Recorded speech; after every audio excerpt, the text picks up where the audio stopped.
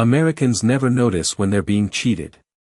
Ethan Whitmore said it in flawless Mandarin, his lips curling into the kind of smile only powerful men wear when they believe nobody else in the room can understand them. The words floated softly above the clinking crystal glasses and low jazz drifting through the rooftop restaurant overlooking Manhattan, but they landed like ice beneath Naomi Brooks's skin. She stopped for half a second beside the table, her fingers tightening slightly around a bottle of Bordeaux in her hand. Not enough for anyone to notice. Not enough to break character. Just enough to tell herself she had heard him correctly. The private dining room at Altaris sat 43 floors above Fifth Avenue, wrapped in floor-to-ceiling glass that reflected the glow of the city below. Yellow candlelight flickered against polished marble walls while a violinist near the bar played softly for a room filled with investors, executives, and people who had forgotten what it felt like to worry about rent. Men in tailored suits leaned back in leather chairs worth more than most Americans' monthly paychecks. Women wore diamonds that caught the light every time they lifted their champagne flutes. It was the kind of place where money didn't just speak. It whispered. And everyone listened. Naomi moved carefully between the tables in her pressed black uniform, invisible in the way service workers in luxury spaces were trained to become. Quiet steps. Calm smile. Eyes lowered just enough to make wealthy people comfortable. She had spent 3 years learning how to disappear in rooms like this. Long enough to recognize arrogance before it opened its mouth. Ethan Whitmore sat at the center of the table like a man born to own every room he entered. 42 years old. Silver cufflinks. Perfect posture. CEO of Whitmore Global Holdings, the tech investment empire that financial magazines called untouchable. People feared him because he made billion-dollar decisions with the same expression most people use to order coffee. Beside him sat his wife, Victoria Whitmore, elegant in a dark emerald dress, her fingers resting lightly against the stem of her wine glass.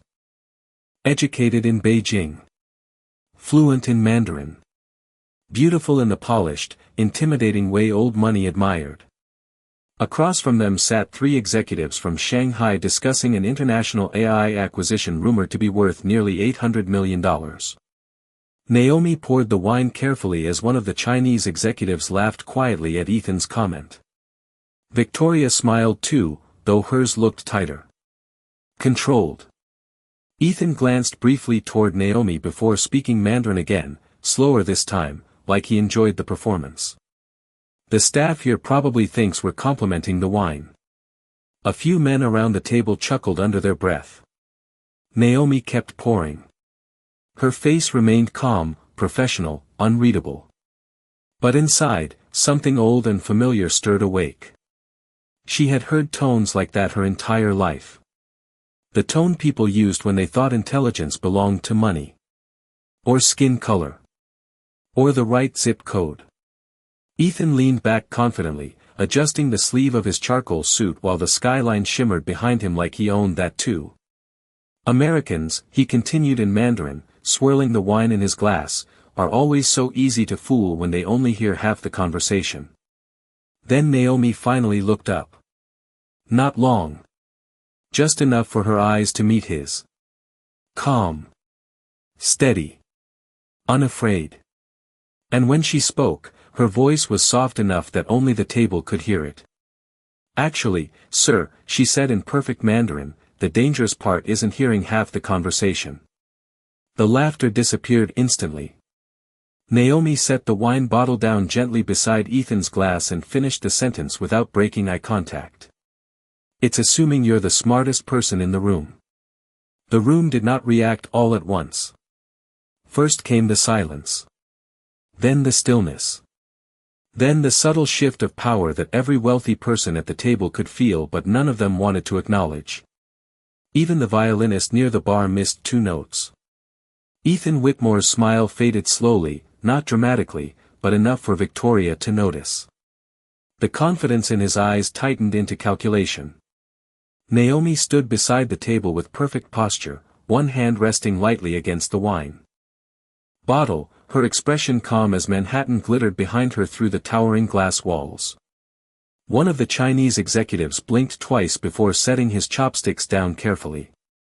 Another exchanged a quick glance with his colleague, the kind businessmen used when conversations stopped being casual and started becoming dangerous. Victoria looked at Naomi differently now. Not like staff. Not like background noise. Like a question she suddenly needed answered. "You speak Mandarin?" Victoria asked quietly, her voice carrying less arrogance than before. Naomi gave a small nod. "Yes, ma'am." Ethan leaned back in his chair again, though this time the movement looked forced, rehearsed, like a man trying to regain control of a room slipping through his fingers. "Interesting," he said coolly. "Most people do not learn Mandarin working dinner shifts." The comment earned a few uneasy chuckles from the far end of the table, but they died quickly. Nobody was certain who still held the upper hand anymore. Naomi adjusted a linen napkin near the centerpiece without rushing. "Most people assume they know everything about someone holding a tray," she replied gently. Victoria's eyes narrowed slightly, studying her. Up close, Naomi did not look nervous at all. That was what unsettled her most. Wealthy people were used to seeing staff apologize, shrink, stumble over words. But Naomi stood there composed beneath the amber lights, her voice smooth, controlled, educated. Ethan swirled the wine in his glass again, though slower now. "Where did you study?" he asked in Mandarin, this time without the smirk. Naomi answered in the same flawless dialect. "Georgetown University. International Linguistics and East Asian Trade Relations." One of the executives across the table nearly choked on his drink. Victoria straightened in her chair. Ethan stopped moving entirely. Naomi continued before anyone could interrupt. "I left during my senior year after my mother got sick." There it was. The crack beneath the polished surface. Not dramatic. Not self-pitying. Just truth delivered plainly enough to make the room uncomfortable. Outside the windows, rain began tapping softly against the glass. High above the city streets. Naomi reached for an empty plate while the silence deepened around the table. She had learned years ago that intelligence made powerful people uncomfortable when it arrived wearing the wrong uniform. Ethan finally gave a short laugh, but it sounded thinner than before. "And now you work here."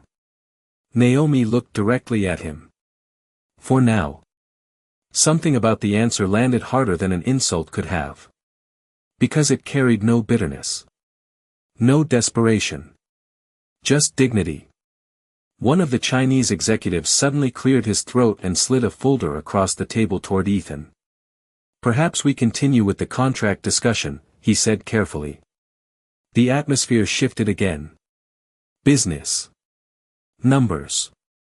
Escape from embarrassment. But as Ethan opened the agreement, Naomi noticed something instantly. A single line near the bottom of the translated Mandarin pages. One phrase buried inside legal language sophisticated enough that most Americans at the table would never catch it. Her eyes lingered for half a second longer than they should have. And deep in her stomach, a warning began to form. Rain slid slowly down the glass walls of Alteris like silver threads while the city below blurred into streaks of gold and white light. Inside the private dining room, nobody spoke for several long seconds. The energy around the table had changed completely. Earlier, the room belonged to Ethan Whitmore. His voice controlled the rhythm. His confidence filled the air like expensive cologne. But now there was hesitation hiding behind every glance. Naomi stepped back from the table carefully, but her eyes stayed fixed on the contract resting near Ethan's hand. The Mandarin clause sat buried deep inside page 14 beneath layers of polished legal language and corporate phrasing designed to exhaust people before they ever reached the truth. Most executives would skim it. Most attorneys would assume the translation was accurate. But Naomi noticed the wording immediately because it was not standard mainland terminology. It was regional. Deliberate. Dangerous. One of the Chinese executives adjusted his tie and forced a smile toward Ethan. "Shall we finalize tonight?" he asked smoothly. Ethan nodded once, though his attention drifted briefly toward Naomi again. Something about her presence unsettled him now. Not because she embarrassed him. Powerful men survived embarrassment all the time. No. What disturbed Ethan Whitmore was uncertainty. And for the first time that evening, he was no longer certain he understood the room better than everyone else inside it. Victoria opened the contract and scanned the pages quietly. Her expression remained composed, but Naomi noticed the subtle tension building near her eyes. She was reviewing too quickly. Trusting too easily. Naomi knew that look. Wealthy people often confused confidence with safety. Ethan picked up a fountain pen from the table. "If everything looks good," he said calmly, "I believe we are ready." Naomi's stomach tightened. The violinist resumed playing softly near the bar downstairs, but even the music sounded strained now, fragile beneath the weight hanging over the table. She told herself to walk away. Finish the shift. Mind her business. That was the rule in places like this. Staff stayed invisible. Staff did not interrupt $800 million negotiations. Staff certainly did not correct billionaires in front of international investors. But then she heard her mother's voice in the back of her mind, the same words she used to repeat during late nights translating documents at their tiny apartment kitchen table in Baltimore. Language is power, Naomi. One wrong word can cost people everything. Her mother had believed that deeply. Maybe because she spent her life watching educated people underestimate her accent. Naomi swallowed carefully as Ethan uncapped the pen. "Sir," she said quietly. The room froze again. Ethan looked up slowly. One executive sighed under his breath. Another leaned back in visible irritation. Naomi almost apologized out of instinct. Years of service work trained people like her to soften themselves before speaking. But something stronger pushed past the fear. "There is a problem with the Mandarin translation on page 14, she said. Silence. Complete and immediate. Victoria looked down at the contract again. Ethan's jaw tightened. Slightly. "Excuse me." Naomi stepped closer to the table carefully, respectful but steady. "The liability clause was translated incorrectly in the English version," she explained. "The wording shifts all future compliance responsibility entirely onto Whitmore Global if the overseas partnership fails regulatory review." One of the Chinese executives spoke quickly in Mandarin, his tone sharper now. Naomi answered without hesitation. Perfect pronunciation. Perfect pacing. The man stopped talking immediately. Victoria's eyes widened. Ethan stared at Naomi as if seeing her for the first time all over again. Not as staff. Not as interruption. As threat. Or maybe something worse. Someone useful. Naomi pointed gently toward a line near the bottom of the page. "That phrase does not mean shared accountability," she said softly. "It means sole legal responsibility." The color drained slightly from Victoria's face as she reread the sentence carefully. Ethan's fingers loosened around the pen. And somewhere beneath the soft jazz and candlelight, the entire deal began to crack. The sound of rain against the glass grew heavier as if the storm outside Manhattan could sense the tension building inside the private dining room. Nobody reached for their wine anymore. Nobody touched the food cooling quietly on imported porcelain plates. Every eye stayed locked on the contract spread open beneath the candlelight. Victoria Whitmore reread the Mandarin clause twice, then a third time slower than before. Her polished confidence had vanished completely now. The muscles near her jaw tightened as realization settled in. Naomi stood beside the table with controlled stillness, but her heartbeat thundered beneath her calm expression. She knew exactly what came next in rooms filled with power and money. Denial. Deflection. Pride. Ethan Whitmore leaned back carefully in his chair, though the movement no longer carried the effortless authority it had earlier that evening. He looked toward the Chinese executives with measured composure. I was informed this was a standard shared liability agreement, he said evenly. One executive offered a diplomatic smile. Perhaps there has been a misunderstanding during translation. Naomi noticed Victoria's eyes narrow immediately at the wording. Misunderstanding. Wealthy people loved that word when they were cornered. It sounded cleaner than deception. Ethan's fingers tapped slowly against the table beside the untouched pen. Was there? He asked quietly. The room chilled several degrees without anyone touching the thermostat. Naomi recognized the shift instantly. Earlier Ethan had been arrogant. Now he was dangerous in a different way. Focused. Calculating. The kind of man who built billion-dollar companies by noticing exactly when conversations turned dishonest. One executive began speaking rapidly in Mandarin again, his voice smooth but defensive. Naomi listened carefully without interrupting. Then she answered before anyone else could translate. He says the wording is legally flexible depending on jurisdiction, she explained calmly to Ethan and Victoria. But that is not true under New York corporate liability law if the agreement is challenged in federal court. Silence crashed over the table again. One man removed his glasses slowly and rubbed his forehead. Another reached for his drink with visibly shaking fingers. Victoria stared at Naomi with something close to disbelief now. How do you know that? She asked softly. Naomi hesitated for the first time all evening. Not because she lacked the answer. Because some truths still hurt to say out loud. My mother worked as a legal translator for international trade firms, she replied. I used to help proofread documents when I was younger. Ethan watched her carefully. Really watched her. Earlier he saw a waitress. Then he saw an inconvenience.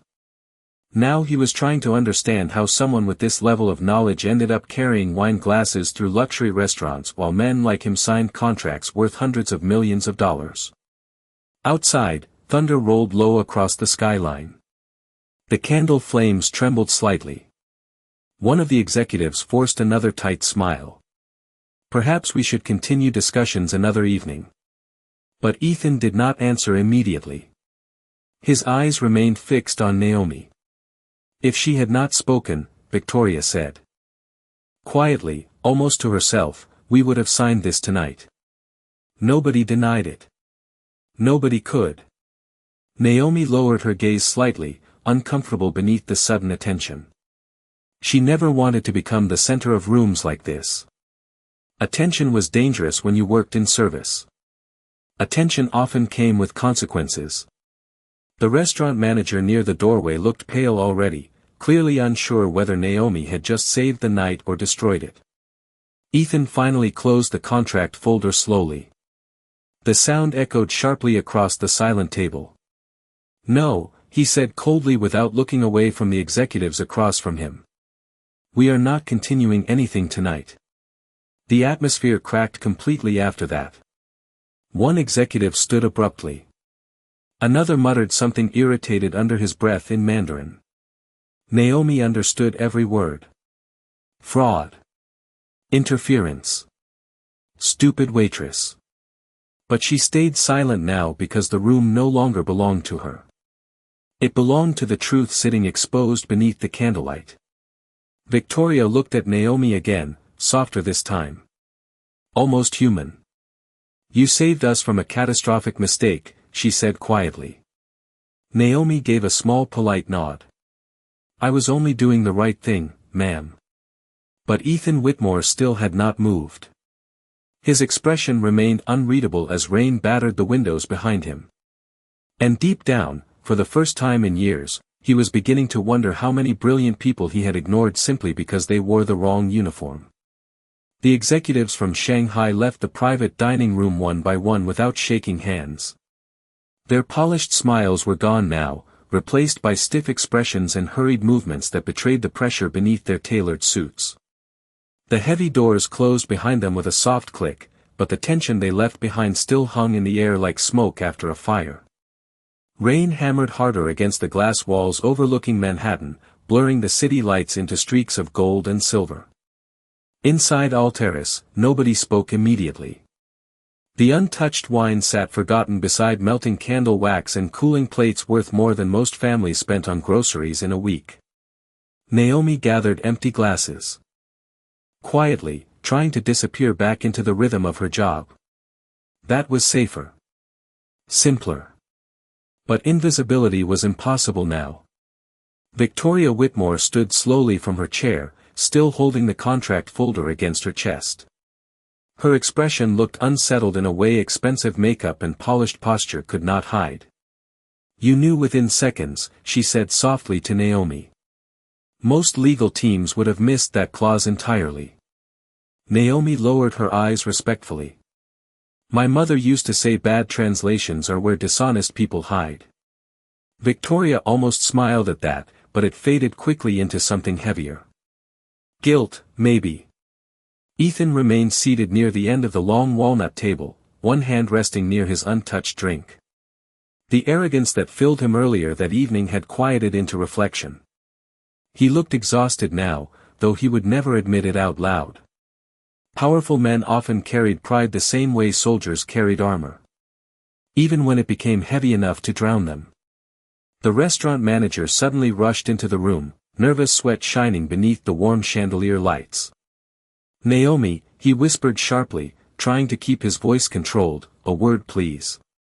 She knew that tone immediately. Trouble. The kind service workers learned to recognize before the sentence even finished. Naomi followed him toward the hallway outside the private dining room while Ethan and Victoria watched silently. The second the door closed behind them, the manager exhaled hard. "Do you understand what just happened in there?" he asked under his breath. Naomi nodded once. "I was trying to help." "Help?" He looked terrified. "Those people were discussing an international deal worth nearly $1 billion. You interrupted executives, corrected clients, and embarrassed foreign investors inside one of the most expensive restaurants in Manhattan." Naomi's stomach tightened. Here it comes, she thought. The punishment always arrived eventually. "I understand," she said quietly. The manager rubbed both hands over his face. "Do you have any idea how badly this could backfire on the restaurant?" Before Naomi could answer, the private dining room door opened again. Ethan Whitmore stepped into the hallway. The manager straightened instantly. His entire posture changed in less than a second. Fear did that to people around billionaires. Ethan looked directly at Naomi first, not the manager. "She stays," he said calmly. The manager blinked. "Sir." Ethan's voice remained low, controlled, impossible to argue with. "Your waitress just prevented my company from signing a fraudulent liability agreement tonight. Unless your policy is punishing competence, I suggest this conversation ends now." Silence swallowed the hallway. Naomi stared at Ethan in surprise. Earlier that evening he used Mandarin to mock her existence. Now he was defending her without hesitation. The manager cleared his throat awkwardly. "Of course, Mr. Whitmore." "I only meant, I know what you meant," Ethan interrupted quietly. That was enough. The manager nodded rapidly before disappearing down the hallway toward the kitchen. Naomi stood frozen beneath the warm wall sconces, unsure what to say. Ethan loosened his tie slightly for the first time all night. Up close, he suddenly looked older than before. Less untouchable. "You were right to speak up," he said finally. Naomi studied him carefully. "Most people in my position usually get told to stay quiet." Ethan gave a faint humorless laugh. "Most people in my position are not used to being wrong." The rain thundered against the windows behind them while the city shimmered below like another world entirely. For a moment neither of them moved. Because sometimes the hardest thing for powerful people to face is not failure. It is realizing wisdom once stood directly in front of them carrying a tray they never bothered to see. Naomi returned to the dining room carrying a fresh bottle of sparkling water even though her hands still felt warm from the conversation in the hallway. Service workers learned early that emotions had to stay hidden beneath polished smiles and steady posture. Bills did not care about pride. Rent did not pause because your heart was racing. So she moved carefully between the candlelit tables again, resetting glasses and clearing untouched plates while Manhattan glowed beyond the rain-streaked windows like a painting too expensive to touch. But the room no longer felt the same. Earlier that night she had been invisible. Now every glance followed her. Every whisper lowered when she passed. Victoria Whitmore remained seated near the end of the walnut table, quietly rereading the contract pages while the soft jazz downstairs drifted through the ceiling speakers. Ethan stood near the windows overlooking Fifth Avenue, one hand in his pocket, staring down at the city 30 stories below. From a distance he looked calm again. Composed. But Naomi noticed small things most people missed. The tension in his shoulders. The untouched bourbon glass beside him. The way powerful men grew silent when their certainty cracked. Victoria finally closed the folder and looked toward Naomi. "Would you sit for a moment?" she asked gently. Naomi froze. "Ma'am." Victoria gave a tired smile. "Please." Naomi hesitated. Employees did not sit with billionaires. Employees definitely did not sit after disrupting an international negotiation. But Ethan turned from the window and pulled out a chair across from them without a word. The gesture felt strangely human. Naomi sat carefully at the far edge of the chair, unsure where to place her hands. Candlelight flickered softly across the table between them. For a moment nobody spoke. Then Victoria leaned forward slightly. "You said you left Georgetown because your mother became sick," she said quietly. Naomi nodded once. "She was diagnosed during my final year. And you never went back." Naomi forced a small smile. "Life got expensive." The honesty of the answer settled heavily over the table. Ethan looked down briefly at the contract pages before speaking. "What happened to her?" Naomi's eyes drifted toward the rain outside. "She passed away 2 years ago." Silence followed immediately. Not awkward silence. Respectful silence. The kind wealthy people rarely gave service workers because they usually never stopped long enough to hear their stories.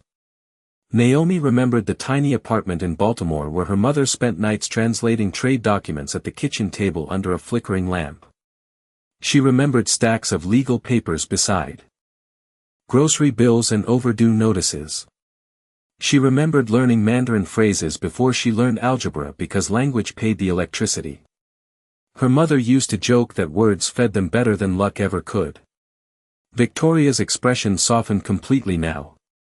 "You gave up your degree to take care of her." Naomi shrugged gently. "Family comes first." Ethan looked at her differently after that. Not with pity. Something more uncomfortable than pity. Respect. Because men like Ethan Whitmore understood sacrifice when it wore expensive suits and appeared in business magazines. But sacrifice wearing a waitress uniform forced people to confront truths they preferred ignoring. The truth that intelligence did not always rise. The truth that talent could drown quietly beneath medical bills and hourly wages. Downstairs, laughter echoed faintly from the main dining room while glasses clinked somewhere beyond the private suite. The world outside continued moving like nothing important had happened tonight. But inside that room, something invisible had shifted permanently.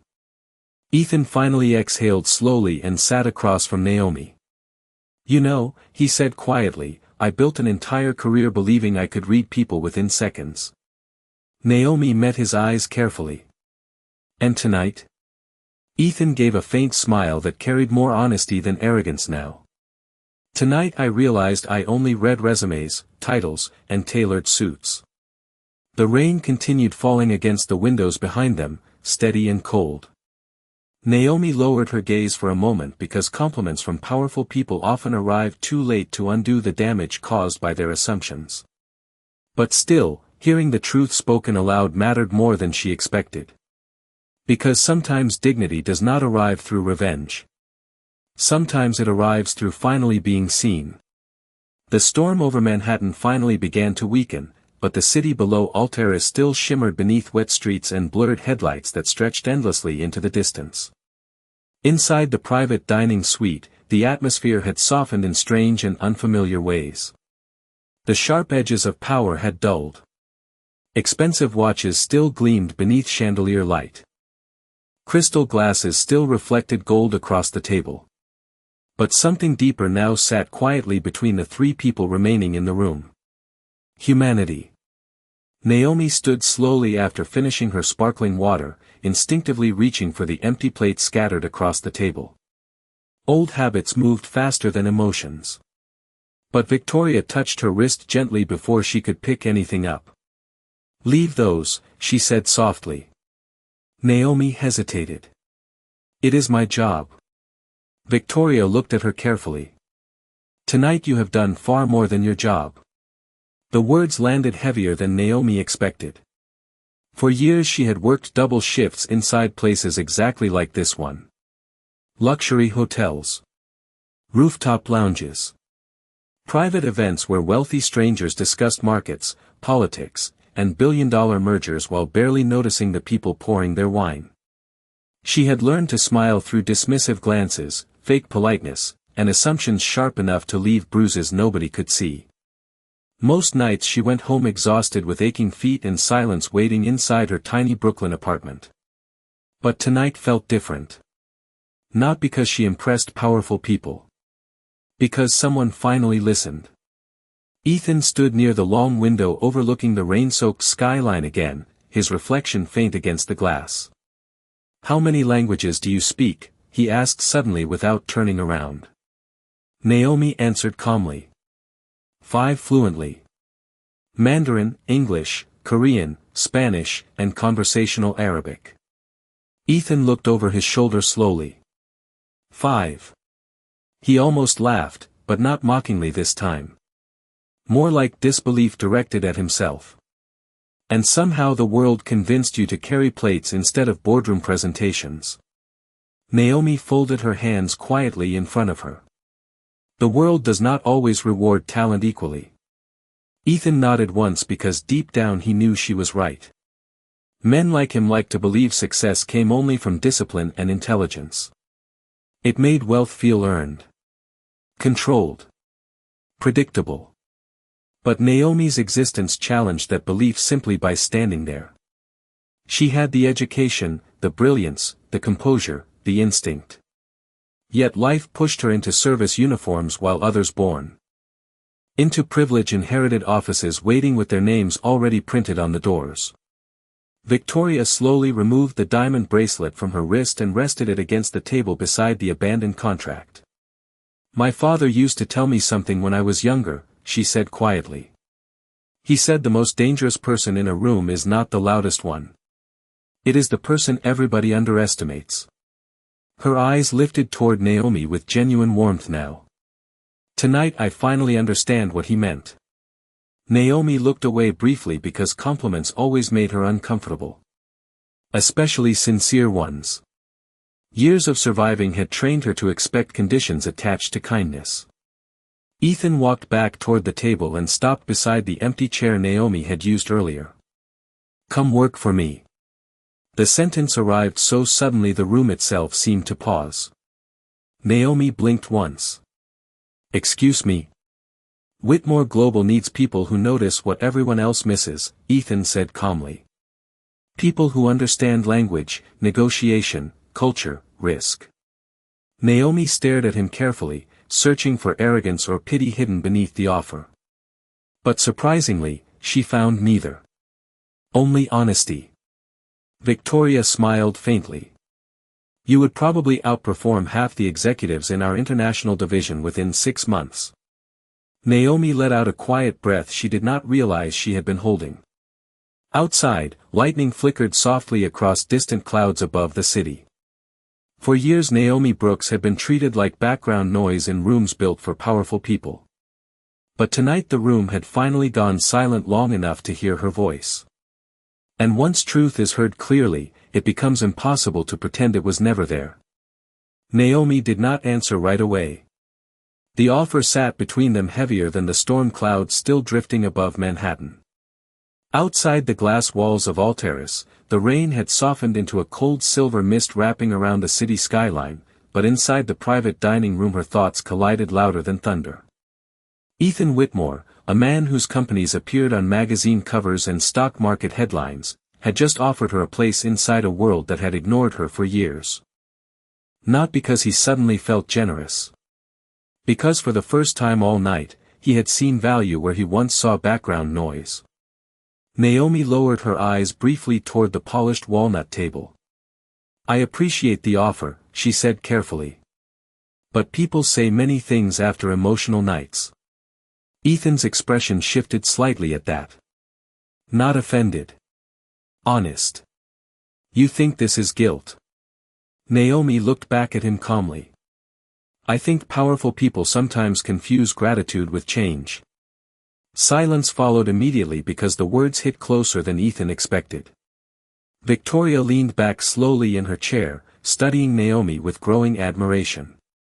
Most people around Ethan either flattered him or feared him. Very few challenged him directly. Almost nobody did it without anger. But Naomi's voice stayed steady, respectful, impossible to dismiss. Ethan folded his hands in front of him. "You are right," he admitted quietly. "A lot of people in my position make promises when they are uncomfortable." The room grew still again beneath the soft chandelier light. Downstairs, distant laughter echoed faintly through the restaurant while jazz piano drifted upward like smoke. Naomi glanced toward the rain-streaked windows. "I spent years believing education would protect me," she said softly. "That if I worked harder than everyone else, learned more languages, stayed disciplined, eventually someone would notice." Her smile faded slightly. "But life does not always work like that." Ethan listened without interrupting. Naomi continued slowly, choosing each word carefully like someone reopening old wounds she normally kept buried beneath professionalism. "After my mother passed away, I applied everywhere. Translation firms. International companies. Legal consulting agencies. Most interviews lasted less than 15 minutes. Victoria's expression tightened. She already knew what came next before Naomi said it out loud. "Some people heard my qualifications," Naomi said quietly. "Others only saw a black woman with natural curls and a Baltimore address." Ethan looked down briefly because there was no defense against truth spoken that plainly. Naomi had walked into rooms carrying intelligence powerful enough to save an $800 million deal tonight. Yet somewhere along the line, doors still closed before she ever finished introducing herself. Eventually, Naomi said with a faint shrug, "You stop expecting people to see you correctly." Rain rolled softly across the glass while the city lights shimmered beneath the clouds. Victoria reached for her wine glass but stopped halfway, her thoughts clearly elsewhere now. "You know what is strange?" she asked quietly. Naomi looked toward her. Victoria gave a sad smile. "Tonight I watched a room full of wealthy executives trust men in tailored suits without question. But the only honest person at the table was the woman carrying the wine." The sentence lingered heavily in the air. Ethan slowly nodded once. "She is right." Naomi looked uncomfortable beneath the attention again. "I was only trying to prevent a mistake." Ethan stepped closer to the table, his voice calmer now than it had been all evening. "No. You were protecting people who underestimated you." Naomi opened her mouth slightly, then stopped because deep down she knew he was right. Maybe that was the part hurting most. Not the insults earlier. Not the assumptions. But the fact she still chose integrity for people who had not offered her the same respect. Ethan reached into the inner pocket of his jacket and carefully placed a business card beside her folded napkin. Simple. White. Elegant lettering. Whitmore Global Holdings. "I am not asking for an answer tonight," he said quietly. "But if you ever decide you're tired of shrinking yourself to survive in rooms like this, call me." Naomi stared at the card beneath the candlelight while the city glowed endlessly beyond the windows. And for the first time in years, the future no longer looked completely closed. The dinner crowd downstairs had begun to thin by the time Naomi finally stepped into the employee hallway behind the kitchen. The noise of silverware, laughter, and jazz faded into muffled echoes behind the heavy service doors while fluorescent lights buzzed softly above her head. For the first time all night, the adrenaline keeping her steady began to wear off. She leaned briefly against the cold wall beside the staff lockers and closed her eyes. Her feet ached from 10 straight hours on shift. Her shoulders felt heavy beneath the black uniform she had ironed carefully before work that morning in her tiny Brooklyn apartment. But none of that compared to the exhaustion sitting deeper inside her chest. Because tonight forced her to confront something she had spent years trying not to think about. What her life could have been. Naomi opened her locker slowly and placed the Whitmore Global Business card carefully beside her worn subway pass and folded grocery receipt. The contrast almost made her laugh. One small white card from a billionaire CEO sitting next to coupons for discounted laundry detergent. That was America sometimes. Opportunity and survival squeezed into the same pocket. She stared at the card for several long seconds before her phone buzzed quietly in her apron pocket. Her younger brother Marcus. Naomi answered immediately. "Hey." Marcus's warm voice filled the silence. "You still at work?" Naomi smiled faintly. "Yeah. Long night. You sound tired." "I am tired." Marcus hesitated for a moment before speaking again. "Did something happen?" Naomi looked down the empty hallway toward the kitchen where cooks shouted orders and dishes clattered endlessly behind swinging doors. "I think my entire life may have changed tonight," she admitted softly. Silence. Then Marcus laughed gently. "Okay, now you definitely have to explain."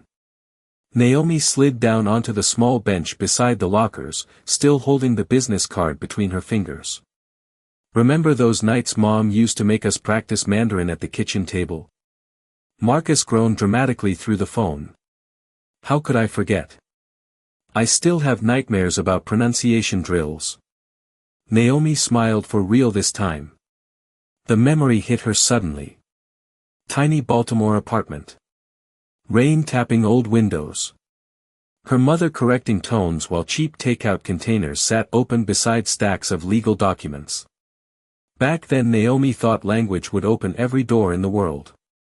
Nobody told her some doors stayed locked no matter how educated you became. "Tonight," Naomi said.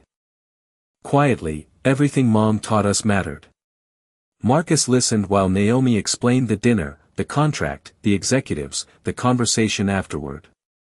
The more she spoke, the quieter he became. Finally he exhaled slowly. "So let me get this straight," he said. "A billionaire CEO mocked you, then realized you were smarter than everyone at the table?" Naomi leaned her head back against the locker and laughed softly despite herself. "That is one version of it. Mom would have loved this story." The sentence landed gently but painfully. Naomi stared toward the ceiling lights blinking faintly overhead. "Yeah," she whispered. "She would have." For a moment neither of them spoke. Some grief never disappeared completely. It just learned how to sit quietly beside your everyday life. Marcus finally cleared his throat. "You are going to call him, right?" Naomi looked down at the business card again. "I do not know." "Naomi." His voice sharpened slightly. "You spent years shrinking yourself because the world kept underestimating you. Do not start doing it to yourself too." Tears burned unexpectedly behind Naomi's eyes, but she blinked them away quickly. Service workers learned how to cry silently long before adulthood. Marcus lowered his voice gently. "Mom always said your mind was too big for survival mode." Naomi swallowed hard because hearing her mother's words again felt like someone opening a locked door inside her chest. Beyond the hallway, the kitchen noise continued without pause. Orders shouted. Plates moving. The endless rhythm of people working to keep wealthy strangers comfortable. But sitting there beneath harsh fluorescent lights with a billionaire's business card in her hand, Naomi realized something she had not allowed herself to believe in years. Maybe survival was not supposed to be the final version of her life. By the time Naomi stepped out of Alteris, Manhattan looked washed clean beneath the midnight rain. The sidewalks glistened beneath streetlights. Yellow taxis cut through puddles while steam rose from subway grates like ghosts drifting through the cold air. Naomi wrapped her thin black coat tighter around herself as she walked toward the downtown train station, her work shoes tapping softly against wet concrete. Inside her pocket, the Whitmore Global Business card felt heavier than paper should. Around her, the city moved the way New York always moved. Fast. Indifferent. A couple argued beneath an awning outside a pharmacy. Delivery bikes splashed through intersections. Somewhere in the distance, sirens echoed faintly between skyscrapers. Nobody passing Naomi knew a woman carrying an apron in her tote bag had just saved an $800 million corporate deal less than an hour ago. That was the strange thing about cities. Extraordinary moments happened every day beside people too busy surviving to notice them. Naomi descended the subway stairs slowly, exhausted deep in her bones now. The station smelled like rainwater, metal, and burnt coffee from a kiosk closing for the night. She slid into an empty seat on the nearly deserted train and stared at her reflection in the dark window as the cars rattled beneath the city.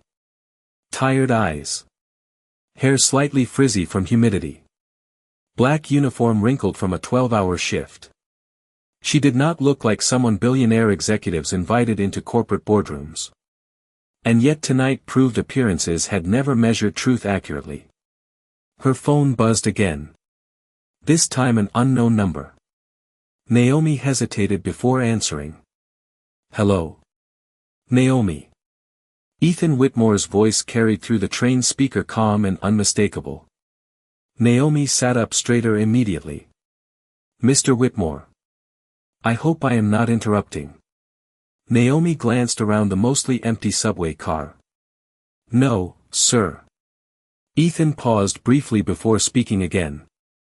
I have been thinking about our conversation. Naomi almost smiled to herself. Men like Ethan probably were not used to conversations they could not control replaying in their minds after midnight. I wanted to ask you something, he continued. Why did you help us tonight? Naomi blinked in surprise. Because the contract was dishonest. That is not what I mean. The train screeched softly as it entered another tunnel beneath the city. Ethan's voice lowered slightly. After the way I spoke earlier tonight, you could have stayed silent. Most people would have. Naomi stared out at the darkness rushing past the subway windows. It would have been easy to stay quiet. Easier emotionally. Easier professionally. But some lessons became part of your character long before adulthood. My mother used to say integrity means doing the right thing even when nobody would blame you for walking away, Naomi answered softly. Silence greeted her for several seconds. Then Ethan exhaled slowly on the other end of the line. I spent most of my career believing intelligence was the rarest thing in business, he admitted quietly. Tonight I realized integrity is much rarer. Naomi did not know how to respond to that.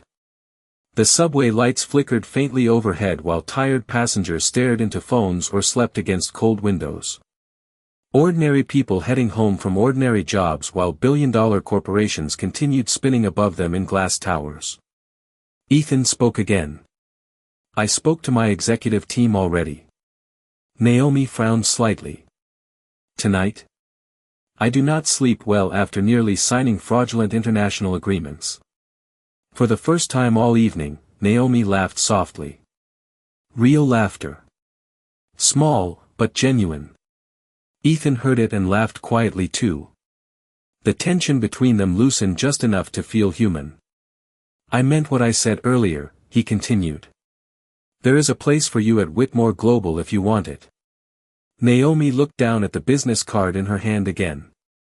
The train slowed approaching Brooklyn while rain streaked across the windows outside. Her entire life had been built around survival for so long that hope itself felt unfamiliar now.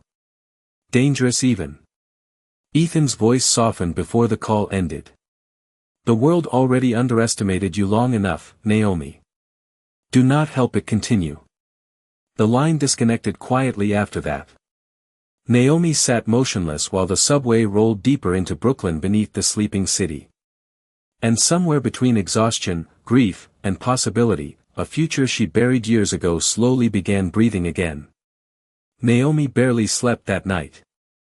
Long after the subway ride home, long after she climbed the narrow stairs to her small Brooklyn apartment and kicked off her aching work shoes beside the door, her mind kept replaying everything that happened inside Alteris. The contract. The silence. Ethan Whitmore's expression changing in real time from arrogance to realization. She lay awake staring at the cracked ceiling above her bed while rain tapped softly against the fire escape outside her window. At 3 a.m. she finally gave up trying to sleep and walked into the kitchen wearing an oversized sweatshirt and wool socks. The apartment was tiny. Barely 600 square feet. The refrigerator hummed loudly. A single lamp cast warm yellow light across the old kitchen table where stacks of overdue utility bills sat beside Marcus's community college textbooks. Naomi reached automatically for the chipped ceramic mug her mother used every night while translating documents years ago. Even now, touching it felt like touching memory itself.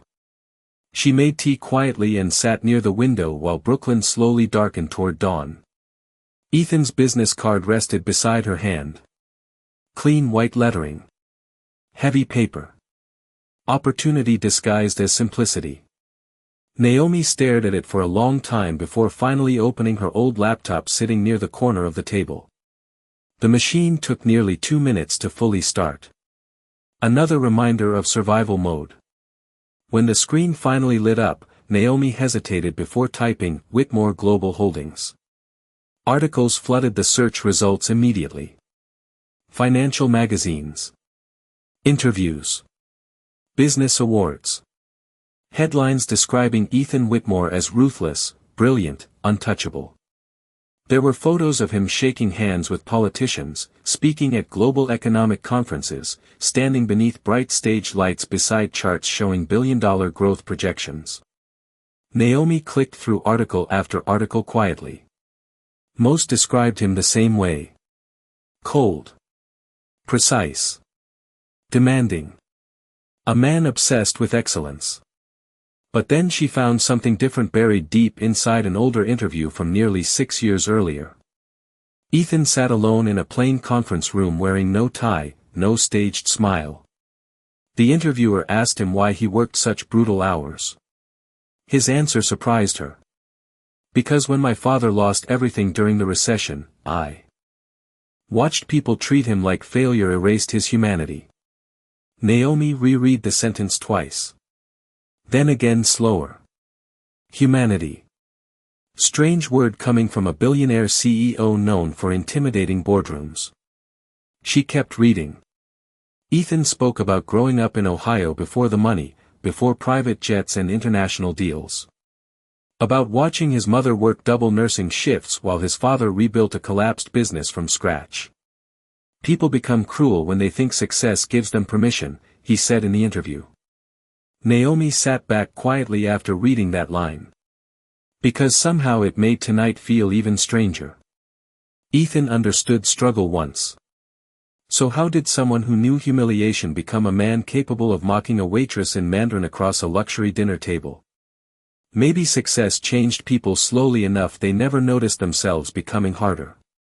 Her thoughts broke when Marcus wandered sleepily into the kitchen rubbing his eyes. You are still awake, he mumbled. Naomi smiled faintly.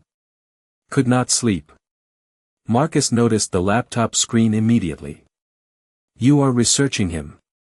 Naomi closed the computer halfway like she had been caught doing something embarrassing. Marcus laughed softly and grabbed orange juice from the refrigerator. So, he asked. What are you thinking? Naomi looked toward the rain-covered window. Dawn had started bleeding pale blue light between the apartment buildings outside. "I think," she said slowly, "that powerful people are more complicated than I wanted to believe." Marcus leaned against the counter. "And?" Naomi exhaled quietly. "And I think I am terrified." Marcus smiled gently because fear sometimes sounded exactly like possibility. He walked over and tapped the Whitmore Global business card sitting beside her tea mug. "Good," he said softly. "That probably means this matters." Naomi looked down at the card again while morning light slowly filled the apartment around her. For years she had convinced herself survival was enough.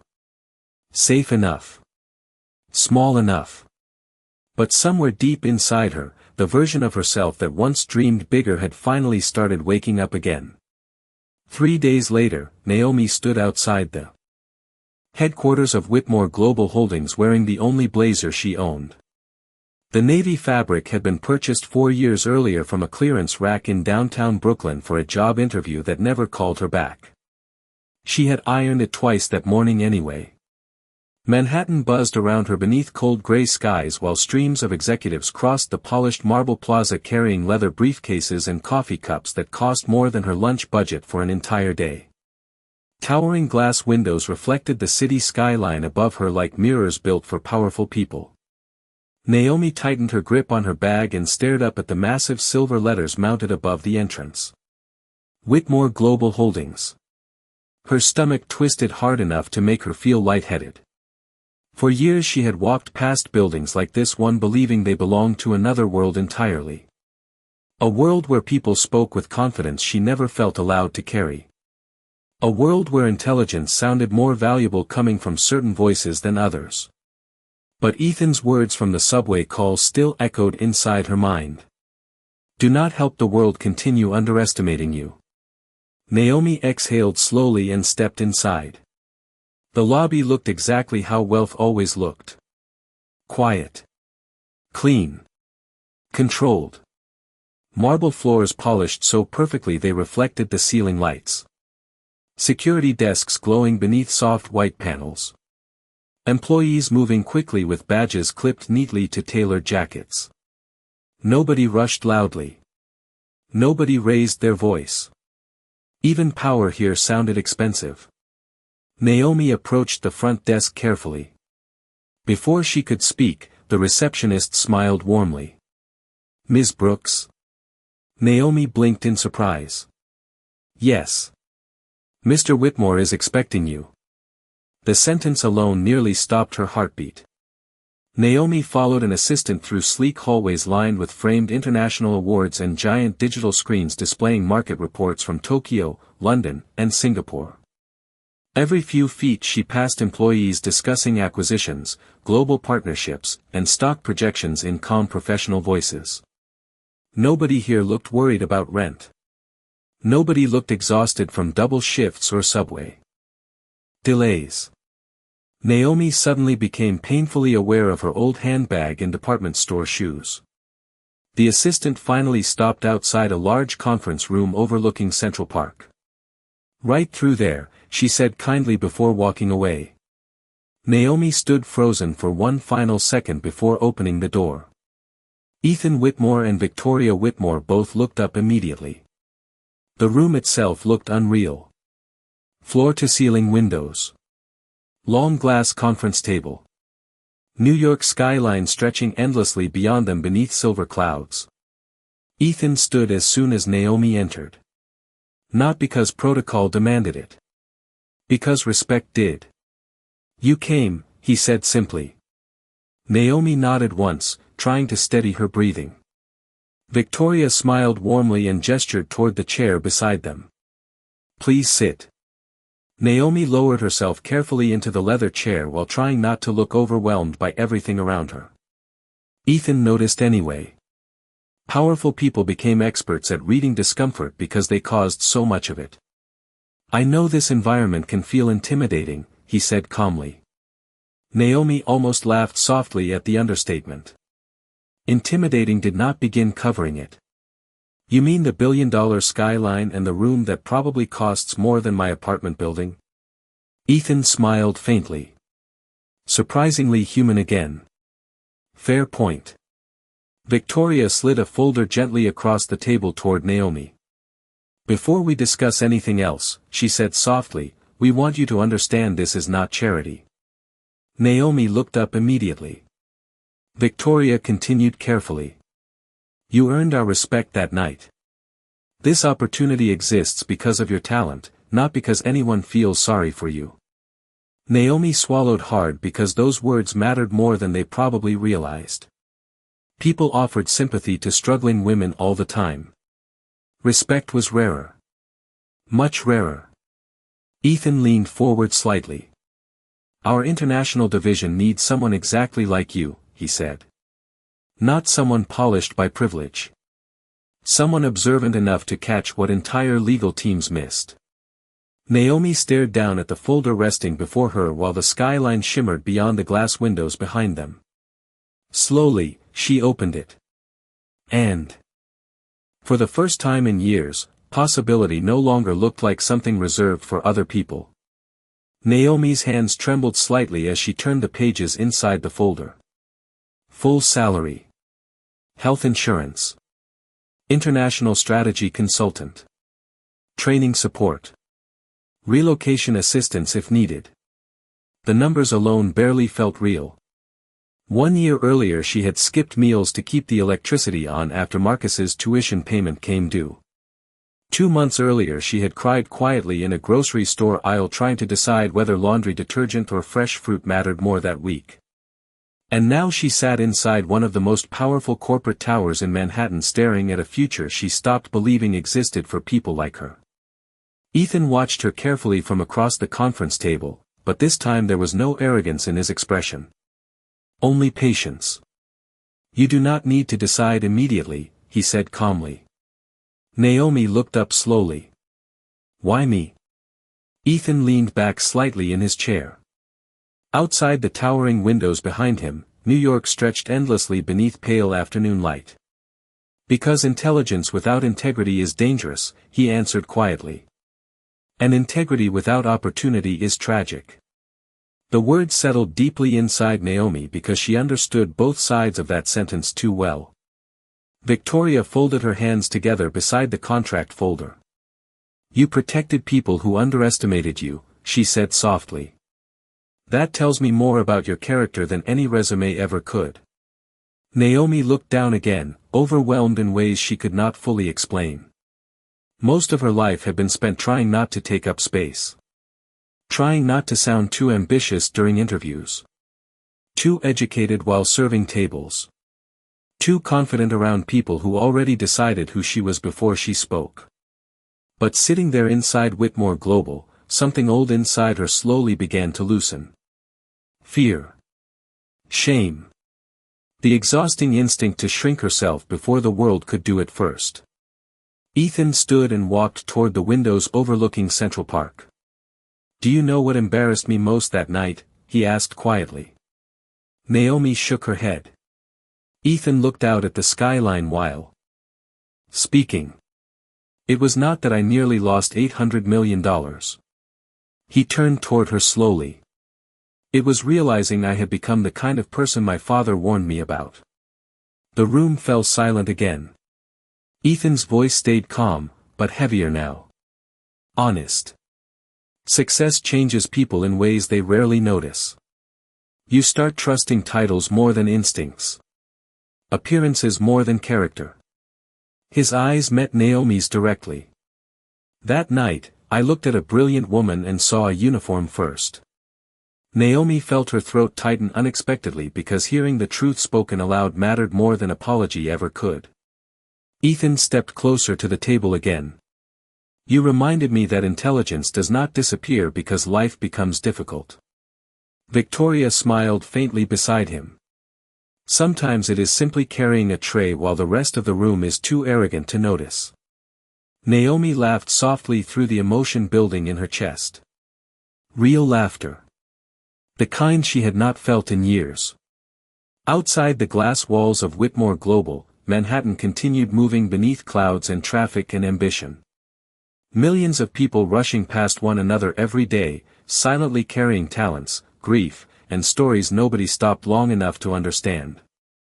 Naomi slowly closed the folder in front of her and looked at Ethan. "I will take the job," she said quietly. For a moment nobody spoke. Then Victoria smiled first.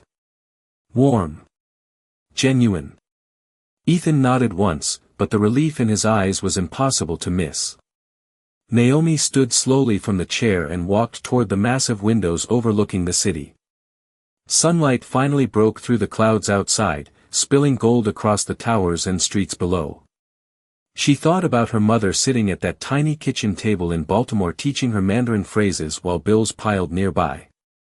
She thought about every interview that dismissed her too quickly. Every customer who avoided eye contact. Every moment she was treated like background noise inside rooms built for wealthy people. And then she thought about that night at Waitress. One careless sentence in Mandarin. One waitress everyone ignored. One moment that changed everything. Because sometimes power speaks loudly. But dignity speaks last.